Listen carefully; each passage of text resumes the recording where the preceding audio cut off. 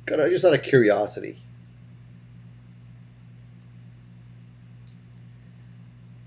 Yeah, the aliens on Sesame Street were hilarious, Joey. I love those guys. Oh, those were the best. And if you guys don't know, just look up aliens when they come across a cow and a telephone, and oh man, those were fantastic. You know, they don't make stuff like that today. And Super Grover, you remember Super Grover when he was trying to be Super Grover and he was explaining the difference between near and far. And at one point he wants to take off, but he can't because there's a kitten had stepped on his cape and he couldn't take off. Crazy stuff. We had a kids program in the UK called Magic Roundabout. It had a stoned rabbit in it called Dylan. That's pretty cool. Dan is still working on his alphabet, A to G. What I used to like is when they used to have, every show was brought to you by a letter, right? So today's letter is R, and you had to make the R sound, right? And everything relating to R was being posted on the actual, was part of the show. So it'd be pretty crazy. And I remember one of the cartoons where they have this black lady, and she pops the hood on her Volkswagen Beetle that's having some issues, and she drops in an R, and all of a sudden the motor of the car is purring like a kitten, and she's taking off, and there's all kinds of like funky music going on around that, and it's pretty crazy. It was enjoyable, man. It definitely kept you interested. Let's just put it that way. Exactly, Beavis. Near, far. Yeah, exactly. There's so many. And what about the one where Grover he's the waiter and he's dealing with the picky customer? You remember that one? There's so many. Hey, Mike. I'm not marking you absent, Mike. We're just talking about like Sesame Street and stuff. I don't even know how we got on the subject from guitars. We ended up on Sesame Street here. But guys, honestly, how many of you, if you look up the Friendly Giant, just Google it, and how many of you think he doesn't look a lot like Alex Lifeson of Rush, especially the hair? Take a minute and just Google it and let me know. Hey, Darwin. Nice to see you, buddy. Yeah, all the Muppets play their guitars left-handed. And what about the keyboard player, the guy with the gold tooth? What was his name again? Doctor something. Dr. John or something like that. I liked the one of my favorites was also the saxophone player Floyd on the Muppets because he was so cool, right? And he always was like laid back, with the flowing hair. He was cool. I liked him a lot. Joey says, I got 2 more Fireflies on the way, Bloodburst and a Silverburst. I love modding them. Yeah, cool, man. So you're liking the Fireflies. Awesome. I haven't tried any. I've seen a lot of reviews on the Fireflies. They seem to be decent guitars for the money and possibly make some decent modding platforms. I mean, any guitar can be great with a little bit of love and if you know what you're doing. So yeah, if you can get a cheap guitar these days. One of the things that I keep saying right now is that with the cost of instruments going up all the time, it's a perfect time to actually build your own. Because as these guitars now some of them are getting up to like almost $2,000 for like a standard Strat. I mean, you can definitely build a guitar from scratch for well under $2,000 if you know what you're doing. So as the prices go up, I get more inspiration to build my own because I know I can do a really good job and build them the way I want, save myself so much money.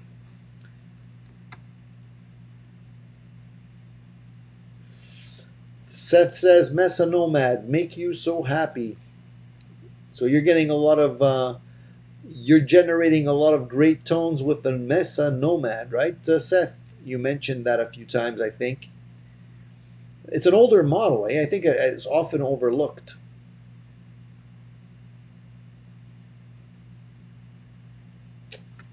Beavis says, I ordered a Gibson Les Paul jack plate from Sweetwater in January, still waiting for it. January? Dude, if you're still waiting for it from January, it's probably never going to arrive. That thing probably is lost. I'd contact them again and see what's going on. William says, my buddy dropped one off yesterday, wants $800 for it. The 50-watt version, said I could even give him payments. Hard to pass on that. Not only I haven't had a chance to plug it in yet. Why is he so anxious to get rid of it? Just make sure there's no hidden issues. You know, when somebody is so eager, sometimes there's a little bit more to it.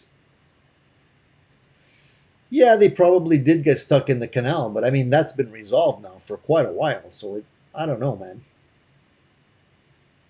I just check into it, Jeff.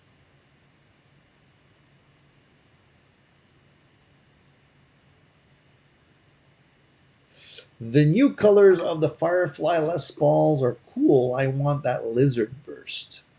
I gotta check them out. Guys. I haven't really seen the new colors. Joey says the Les Paul, I put locking tuners, Graphtec, Tusk Nut, fret job, hour-long polishing, buffing, full setup, restringing, electronic check, and I included a really decent gig bag, $350 shipped. Man, that's pretty. That seems like a pretty good deal with a gig bag. That's pretty cool. Can't argue with that. God knows the setup would cost you, a couple of $100 if you're going to be changing the nut and polishing, buffing, restringing, etc., etc. So.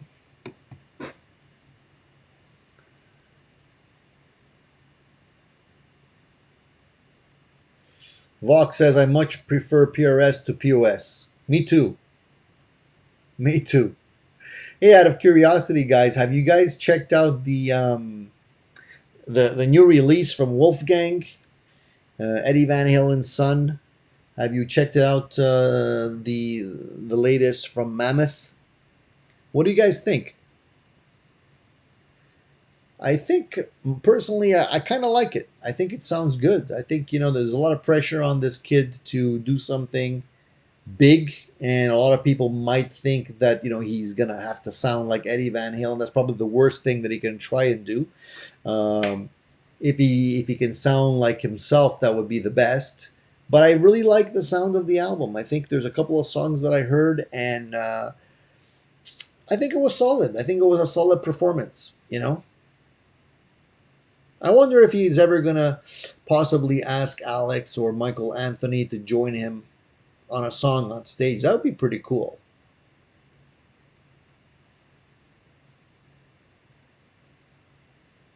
I think he sounds a lot like, my opinion is, I think there's a lot of influences from like the Foo Fighters and stuff. He definitely has like a modern sound. But I think his album was actually released at the perfect time, because honestly, with the passing of his father, the untimely passing of his dad, everybody was heartbroken when they heard Eddie passed away. And obviously, at that period, at that moment, everybody wants to consume as much as they can about Eddie, on Eddie. And that includes like music. And I think they wish that, he'd still be around today to be able to make music. So if his son's coming out with something at that time, it's the perfect time, because people are going to take notice. And I think if I'm not mistaken, he's playing everything on those tracks. I think he said in an interview that he was playing the guitar, the bass, drums even, and he does the vocals as well. So pretty talented kid. I guess looking back to the concerts with him and his father, the last concerts they were doing together, I guess Eddie was kind of like grooming him to take his own path, if you think about it. I kind of feel it's appropriate. And a lot of you might not know this, but Mammoth is the name was the name of Eddie of Van Halen before it actually became Van Halen. So it's interesting that he chose that name for the album, and interesting. One of the cool things I also heard recently was that he Wolfgang had said how Eddie didn't think much of the sound on the first album. And everybody's been, I mean, if you're a musician, if you're a guitarist, that is like the holy grail, right? The brown sound on Van Halen 1 was something that people are still trying to mimic today. And Wolfgang said that Eddie Vedder and his dad were talking, and Eddie Vedder had mentioned to Eddie how he thought the sound on the first album was great, and Eddie actually said no, it was shit, it was garbage. I have a hard time believing that, but this is what Wolfgang said. So I don't know, man. I guess a lot of people, a lot of guitarists out there would be kind of shocked.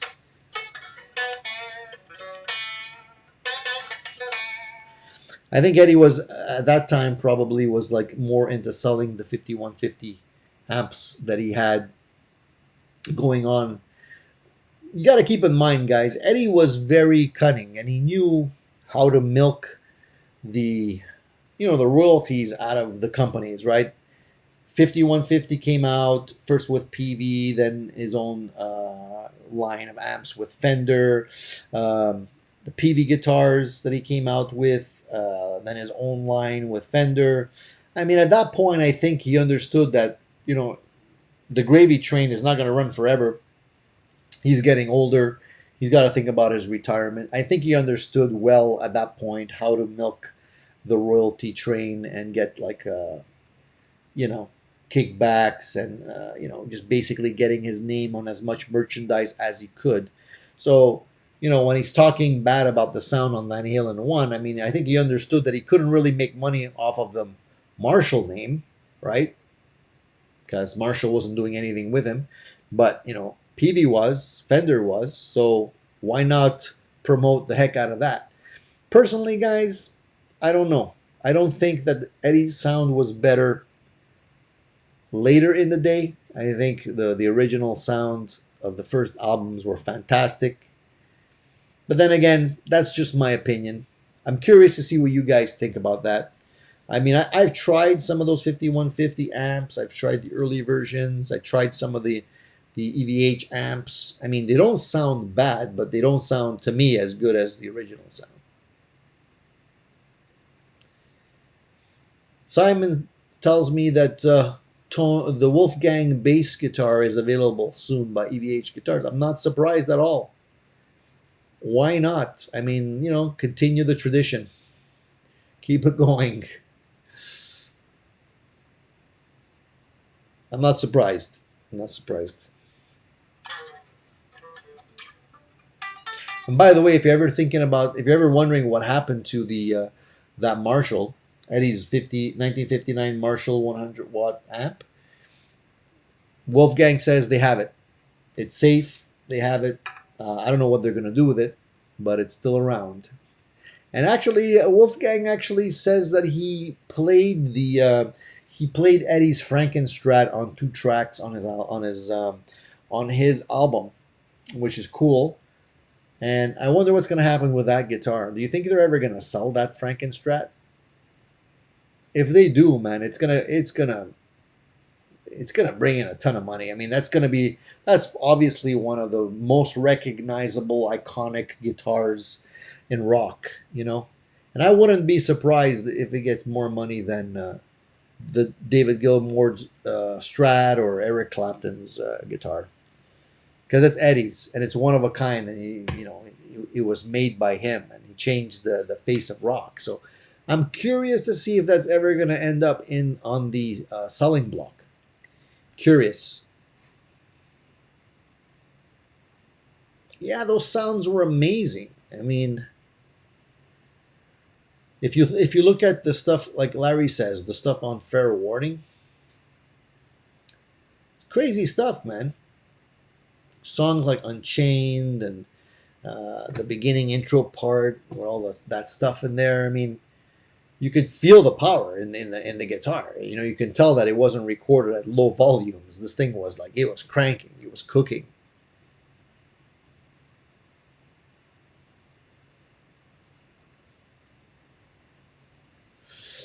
Paul says EVH did not like the overdub, so the guitar is placed in the center, and a nano delay was put in left and right in the stereo field.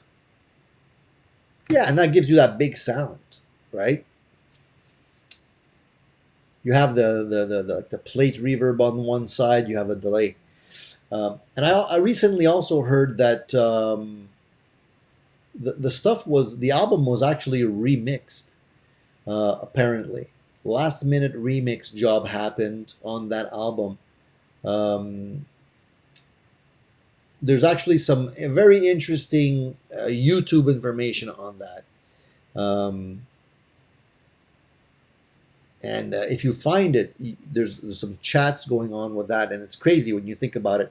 Apparently, they like stayed up all night just before they actually sent the album out to get mastered, and they remixed the whole thing.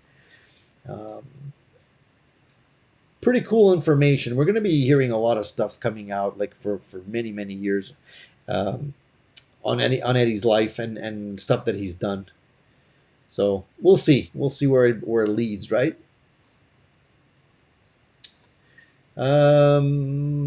Joey says my current amp is a PV Bandit 65 from the 80s, headphone jack, maybe a newer Redline Bandit.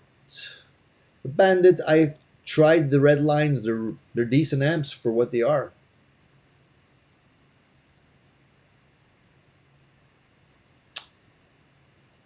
Dimebag's last words were Van Halen and how he was buried with the guitar that inspired him.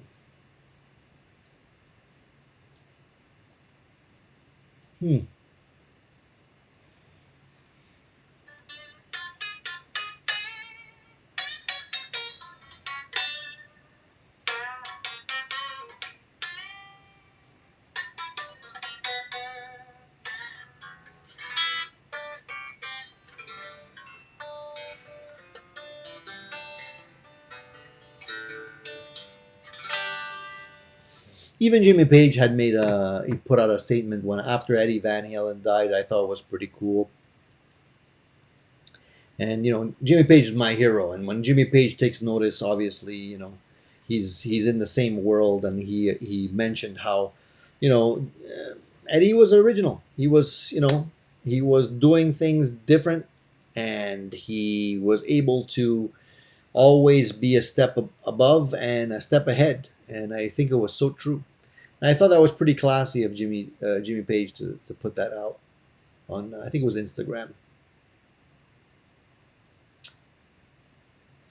Simon wants to know what is the Les Paul. I mentioned earlier, this is a Bacchus Universe Les Paul copy, I guess. It's pretty close.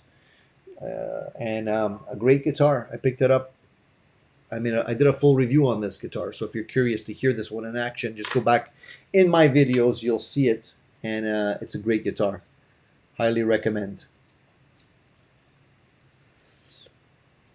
So guys, I'm curious about one thing, and we haven't really talked about this. I'm curious as to, I put in, let's start from the top. Last week, I put in a poll on my YouTube channel asking about the price that you'd be willing to pay for your dream guitar. And some of you answered, and it was surprising because I would figure that if you come across your dream guitar, you would definitely want to spend more money to nail in your dream guitar. But the results were this.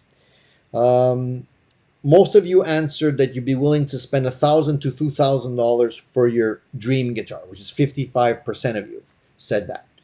35 then said between $2,000 and $4,000. Only 1% said between $4,000 and $6,000, and 4% said over 10.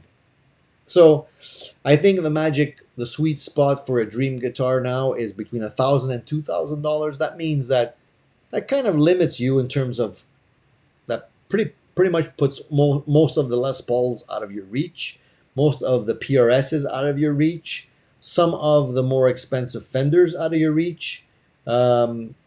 Music Man definitely, Sir definitely out of your reach, which is kind of I'm surprised by that. I'm kind of surprised by that. So 35% said between 2 and 4,000, which is reasonable.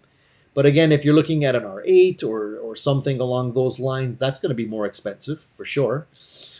So it just opened my eyes to the fact that if you guys find your dream guitar, that's it. You're not spending more than $4,000. Most of you aren't, which is kind of odd, I think. What do you guys think about that? I mean, do you think these results are kind of skewed, or am I dreaming on this?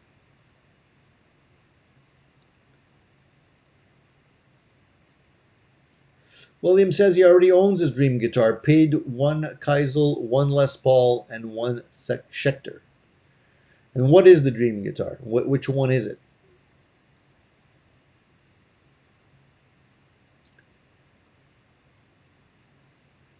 Thanks, Seth. Yeah, it is a killer axe. I agree with you, buddy. Page is a classy guy, absolutely. And it does look better than Epiphone guitars. You know, even after Epiphone changed the headstock on their Inspired By series, I still think they're ugly. Sorry, guys. If any of you have them, I apologize. But I don't know, man. We waited so long for them to make the headstock better, and I think they still managed to make it look ugly. Sorry, I had to get it off my chest. Rico says that he has a Kramer guitar that is that the Floyd locking nut is too high. Should I file back the back of the nut down or file the neck? Well, it's too high. Yeah, so you want to lower it into the neck. You know what? I would possibly recommend, a lot of people might not say this is the way to do it, but I would probably say to try and file back the back of the nut. Just because if you mess it up, you can always buy another one. Whereas if you mess up the neck, then you're going to have to work with shims and stuff like that. A lot of people don't have the tools required to do a clean job of adjusting the neck pocket. You can do it with files. You can do it with sandpaper. Some people do it with mini routers. That's probably the best way of doing it if you want a clean job. But it really is up to you. I mean, you can go both ways. If you feel confident that you can do it easier on the wood side of it, then I would say go on the wood side. Worst comes to worst, you can always shim it back up if you mess it up and go a little bit too deep, which shouldn't really happen if you go slow. You can actually, because it's a lot easier to file wood than it is to file metal. So really, it's a question of your experience level. You know, if you're not confident, I would say go with the nut, the metal nut, the locking nut. If you're more comfortable and confident, go with the wood side. Either way, just go slow. Take a little bit of material off, measure. Take a little bit off, measure until you get to the right thickness. If you have a lot to take off, you might be forced to do it on the wood side because then your locking nut is going to be too thin.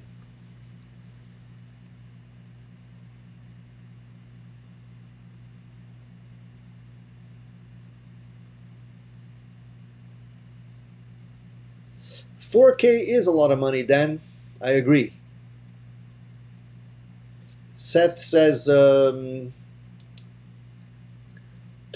to 1,450 for a custom for me, crafted in California. And Joey says that his dream guitar is a Sir. So very reasonable type of guitar to be going for. Larry says his dream guitar is a Gibson Aldo Nova Les Paul. I saw one of these recently, Larry. I don't know where I came across it, but I saw one somewhere. If I remember where, I'll let you know.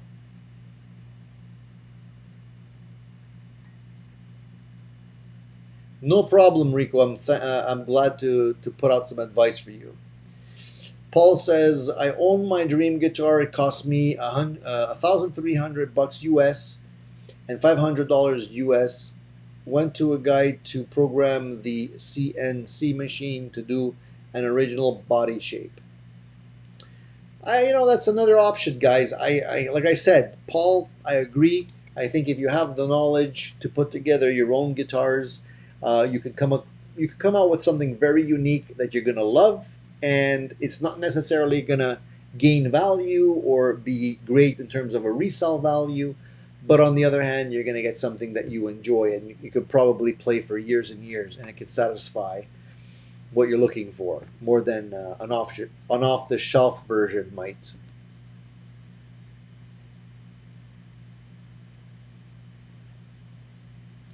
Mike says, I think most people can find a very near dream guitar for $2K. That is personally the max I'm comfortable spending. Thankfully, I'm an SG guy. SGs always seem to run on the more affordable side. Yeah, that's true, and I think it's just because most people go the Les Paul route. So be thankful about that, Mike. Don't spread the word so much. Keep it a secret to how good those guitars are. Otherwise, the prices will go up. Randy says, when I think over $1,000, in my world, I'm starting to smell cork. Well, if you're a cork sniffer, over $1,000 these days doesn't buy you much, Randy, to be honest with you, man. The overseas PRS guitars are over $1,000. And I mean, they're good guitars. I'm not going to say they're bad, but I mean, they're nowhere near a boutique guitar that you're going to be paying well over a couple of grand for. Rico says 1K to 2K seems like the sweet spot unless you're looking at a Charvel Art Series. Yeah, I don't know about the Art Series so much, but I would say that some of the Charvels are pretty great guitars for the price. You can get them just under $1,000 still. Some of them.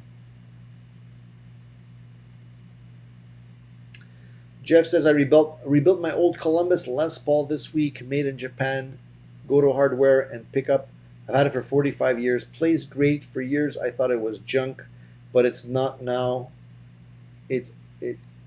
But it's not now that it's had such a great setup. Setup is going to make the whole difference, guys. I keep saying that. Setup, setup, setup. You can buy a custom shop. You can buy an R8. You can buy whatever you want to buy. If it's not set up properly, it's not going to play great. It just won't. So you can take a crappy guitar and do a little work on it. Unless there's nothing major wrong with it, the setup is going to make it play like $1,000,000. I'm telling you. Guaranteed.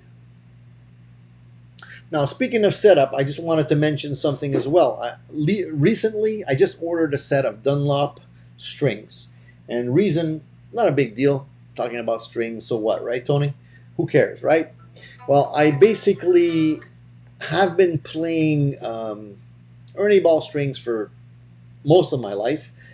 Briefly switched to GHS boomers because, Steve Ray Vaughan was playing those. At the time, I was into heavier gauge strings, 11s, 12s.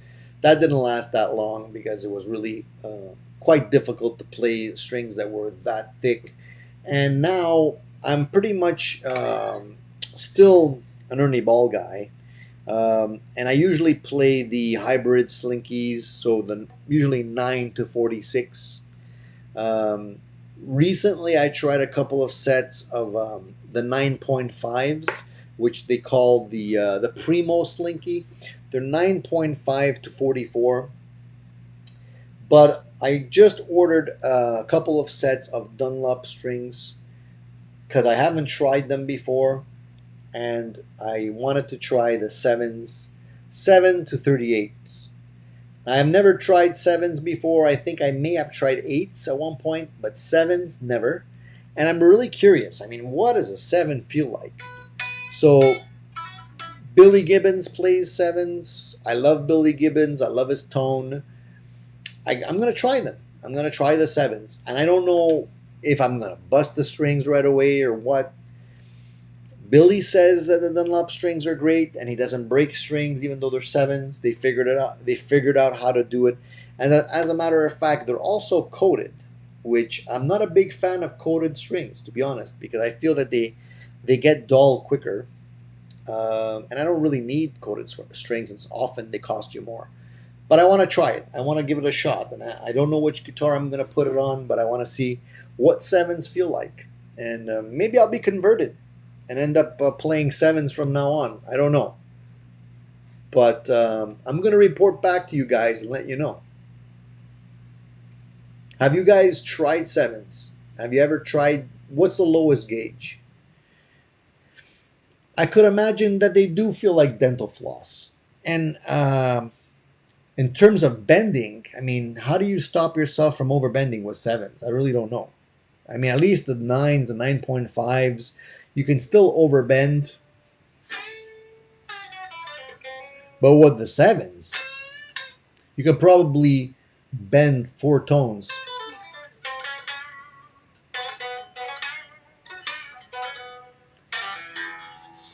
And I'm sure I'll have to totally rework the neck,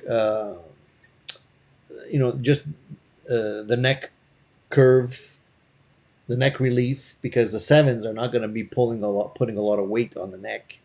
So definitely we'll have to rework that. And obviously the intonation is going to have to be adjusted as well for sevens. So I don't know. I'm curious. Rico says he has a Billy Gibbons Mexican lottery sevens on a Strat. Really weird to play. I could imagine. It's probably going to be a whole different sensation. So I don't know. I'm going to try putting them on a Les Paul. Maybe even this one. We'll see. But curious. I would think I wouldn't have thought about going to sevens. I would have said like maybe the lowest I would probably use would be eights. But sevens, I don't know, man. I'm pretty rough on my strings, so will they break? Probably. In how much time? I don't know. But I'm gonna report back.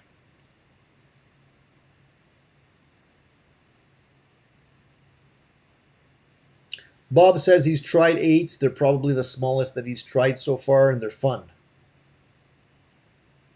A lot of people played eights. Yeah, B.B. King was the guy who convinced Billy Gibbons to actually switch over to eights.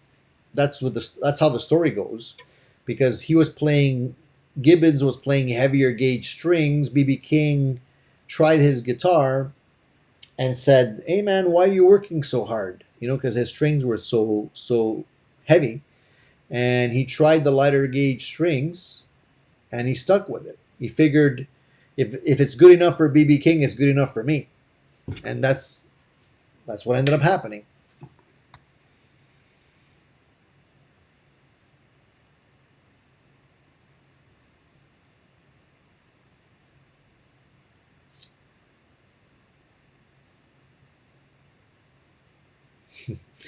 Rico says, I do the same every holiday. I get a bunch of them on sale at Guitar Center, $3, 3 for $10. Charles says, be careful installing the high E, easy to break while tuning at first. I could imagine you have to be really careful. I've busted a lot of E strings doing it that way, for sure.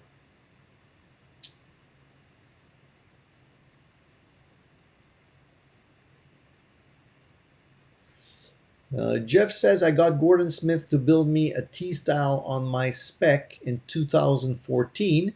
That's my dream guitar, and I still have it. So why I bought a load of other guitars since? Yeah, that's the question, Jeff. Why? Why do we keep on buying other guitars when we already have amazing guitars? That's I ask myself that on a regular basis.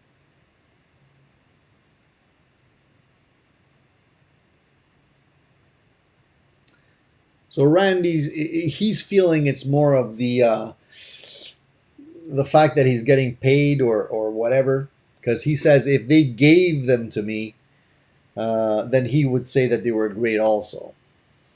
But do you think somebody like Billy Gibbons is gonna skimp on the cost of strings? I mean, the guy's got probably a airplane hangar full of guitars at this point. Some of them probably worth quite a bit of money. Um, I don't know if he'd be skimping on the strings just because they were free.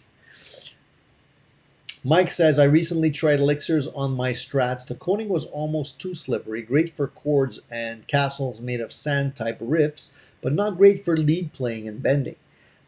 The only time I tried coated strings and the elixirs were the brand that I tried was on my acoustic guitar. And it did feel plasticky at the time, but this was a while back. They might have changed the recipe now. But I felt that after a while, the strings would actually, like the plastic coating would actually come away from the strings, which would deaden the overall sound of the strings. So I didn't really think it was worth the extra money.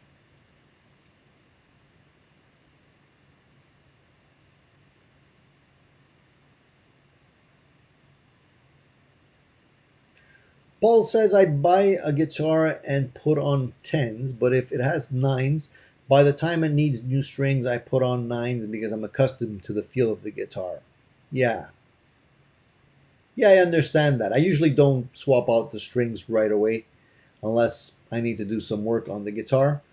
I try and use what's on it until they're dead and then change those as well. But I don't know if I would go back up to 10s at this point. I think 9s are good for me. Charles says he put 9s on his Telecaster a while back and liked it. Didn't think I would, but did. But he says he still prefers the 10s. And Seth says, Fat says, he says, Seth says, Fat, whoa, what about Zappa? And he says, not sure about Zappa. And Seth says, I heard 7s to 32 for Zappa as well. Interesting. Didn't know about Zappa, but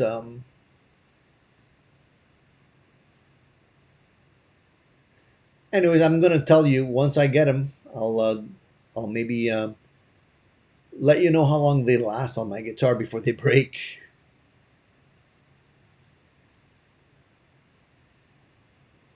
Good night, Fat Philosopher. Nice to see you, buddy. Thank you for tuning in. So one of the things I want to talk about, guys, and I know that we're kind of going along on time. It's almost 2 hours. I got distracted when I brought up the poll. The second part of the poll question was, I put another poll today, and I was asking what the next Harley Benton guitar that I should look at and what it should be in your opinion. I listed 4 other type of guitars there from Harley Benton, and these 4 are kind of models that I've been considering, not necessarily the best or the worst, but just some models that kind of caught my eye and I thought it'd be interesting to check them out. So one of them was the Harley Benton 35 Plus in cherry. This was the semi-hollow. The other one was the Strat shaped acoustic guitar. And then we had the CLJ 503 CE. And then finally, that's a nice acoustic guitar that they have. And finally, the SC Junior. And the Junior was obviously the single cut, the SC. And I asked you guys to vote and let me know what you guys think. And I'm only asking because I'm curious to see what you guys find interesting.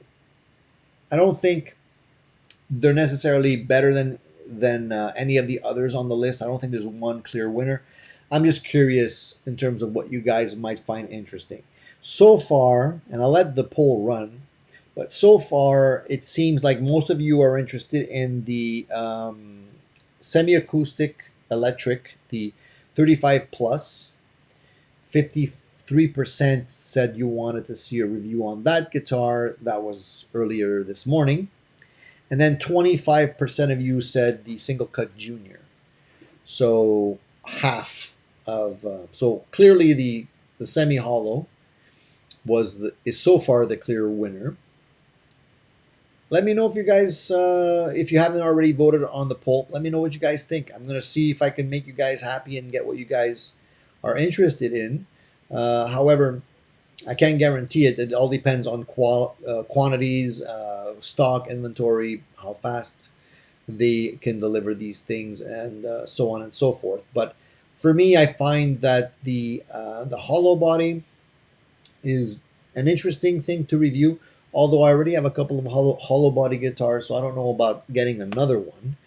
The Strat style acoustic seems cool. It looks a lot like the Farrington that Kramer had put out a while back, with the sort of resin back and wood top. Looks cool. I don't know how great it's going to sound. I know there's an EQ on it, so you can play it plugged in. And it's cool because it is a thin body. So for practicing and stuff like that, that could be pretty interesting. And that one seems nice. The acoustic guitar seems interesting to me because I haven't seen that many reviews on Harley Benton acoustic guitars. So I'm just curious to see if those will be any good. And of course, last but not least, the single cut junior. There's been a lot of reviews on those, so it's not a new thing. But I don't have a single cut, and I don't want to spend money for a Les Paul Junior because it's too expensive. So I figured the single cut junior could be interesting to check out for you guys. The poll is on my channel in the community section. I think it was posted yesterday, I'm going to say. So you should be able to find it there. The junior with P90s is, well, yeah, that's kind of what I'm eyeballing right now. I like the junior. I like P90s. Something along those lines. We'll see. We'll see. But I'm going to wait for you guys to finish voting on this, and then we'll be able to. Where's the poll? You know what? Let me see if I can actually find the poll for you guys. Maybe I'll just post a link right here. You guys could vote if you're already there. I don't know how to actually share the link to the poll. That's the thing. Let me see here. How do I share the link to the poll? 1 second. I think I can share the poll with you guys, like resend it to you guys as a post. So I'll do that. Well, actually, I don't want to do that because then it might skew the results. Just go to my channel. Go to my channel, look at the videos. I think it's in the video section. You should be able to see the polls there. Correct me if I'm wrong. So just do that, and we'll see what the results are on it.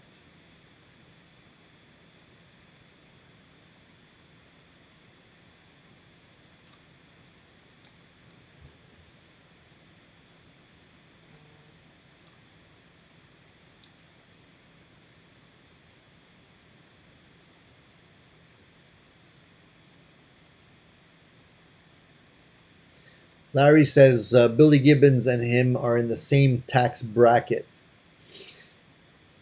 because apparently he's worth, what, 60 million? That's all, just 60 million? I thought he'd be worth more than that.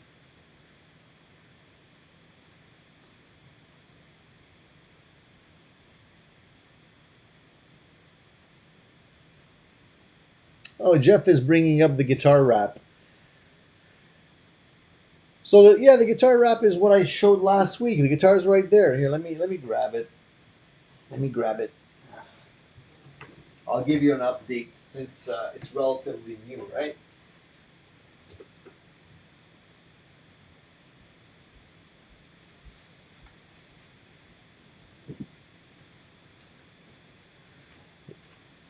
There's the beast. That's the guitar that we wrapped, and it's holding up. I don't doubt that it's going to hold up. I mean, honestly, why wouldn't it? And it's making me play better. I'm just kidding about the playing. Oh, it's out of tune. I'm not gonna. It's actually out of tune pretty bad, so I'm not gonna kill your ears by playing it, but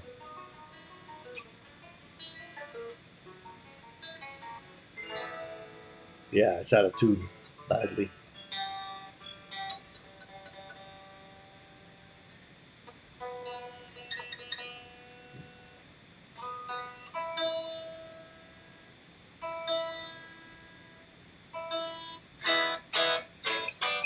Yep. So yeah, I got these wrap. William, I posted a video on this. The last video I did was on these wraps. I mean, it's a cool little thing to try. I'm not gonna say I'm gonna do this on all my guitars or anything like that. Far from it. But for this one, I was considering painting this guitar because I didn't like the salmon color of it. And before I actually painted it, I wanted to give these a try just to see how it would come out. They came out pretty good, I gotta say. So if you don't want to paint your guitars because it's a hassle and you might not have the equipment, the time, and the patience, try these guys out. Yeah, you can wrap the headstock for sure.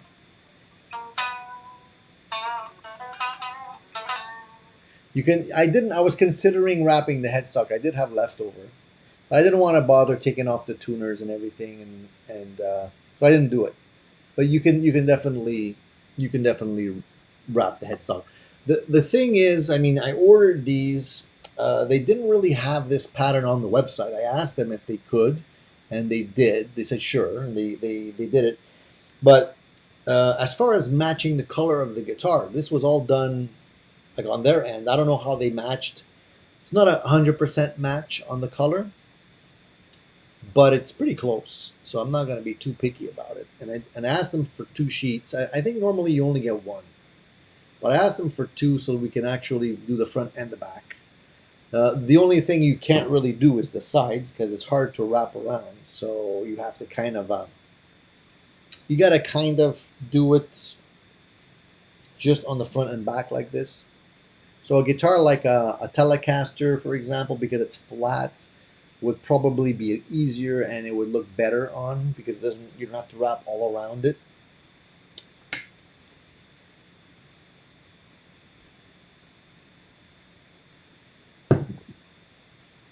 It's a vinyl wrap. It's not a sticker, really. It's the same kind of thing that they do on cars. You know when they wrap a car?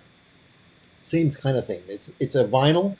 It's stretchy, and it could be removed, and it won't kill your paint. And the cool thing about it is that it actually protects your guitar. So if you don't want to get buckle rash on your guitar, you know, if you have if you normally scratch your guitar back here, well, the vinyl will actually protect the back of your guitar. You can keep it pristine and then take it out, and if you want to sell it, it's going to be brand new. And somebody said that you know, leaving it on in the sun or something might cause the pattern to go through. I don't think that's true with the new generation of wraps.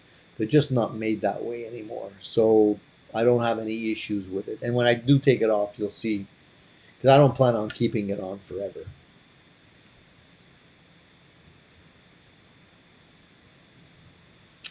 Rico says, Tony, you're good at spending my money. Just got the new XB5RC wireless system. Works great. Thanks again. Hey, man, my pleasure.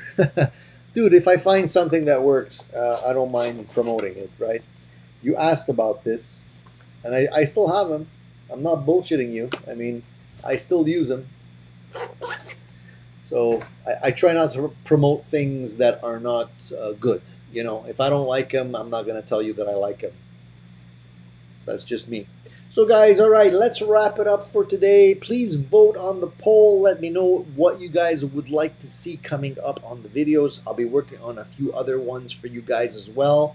I have one coming up. Oh, and one last thing. Somebody had asked me last week regarding what my locking tuner, my strap lock system is. This is it. These are it.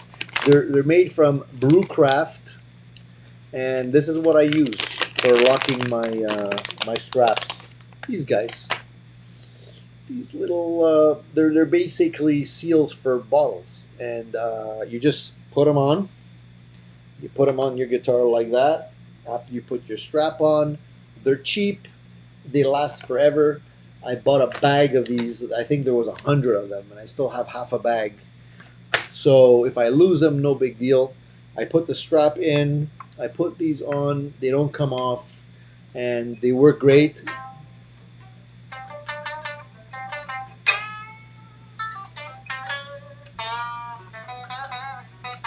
Of course, you can go out and buy the more expensive strap locks that are designed to be replacements on your guitar. You can definitely do that, but honestly, for the price of one of those systems, you can get 100 of these. It works great for me, and that's what I use. So I just wanted to let you guys know about that, all right? So that's it. Thank you guys for tuning in for another episode of Addicted to Gear. If you guys don't regularly tune in, I encourage you to do so because we'll be talking about more great stuff here. Please give me a thumbs up if you haven't already done this so that we can tell the YouTube algorithm to put the video higher up so we can get more people to tune into these shows. If you have any comments about anything we discussed here today, leave it in the comments section below. I will get to it and answer those questions for you as well. And that's it. That's it for this Sunday, guys. So go out, play your guitars, play your gear, look for some great deals on new gear, and report back next Sunday. Let us know what you got, what you like, what you don't like, and we'll continue our conversation. All right, guys? So stay safe, keep rocking, and stay tuned. There'll be more great stuff on Addicted to Gear. Talk to you guys soon. Have a great weekend, guys.